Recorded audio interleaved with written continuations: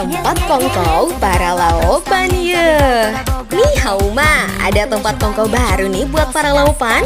Congrats buat opening laupan by Uncle Osh cabang ke-21.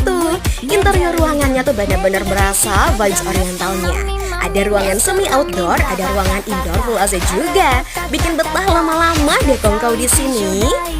Ngopi tiam di sini berasa bikin kamu jadi bos, pelayanannya ramah dan gercep.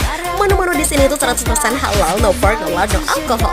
Menu wajib yang harus kalian coba kayak burger toastnya. Tekstur roti panggangnya kerennya, selain kaya dan butternya bikin nagih. Ini mah roti kaya terenak saja gak tasik, Buat nemenin makan rotinya bisa pesen teh dan kopi. Teh tariknya ditarik-tarik mang sampai berbuih. Milky dan creamy banget deh rasanya. Kopi susu laupan, rasa kopinya tebal, pahitnya strong, bikin cenghar we.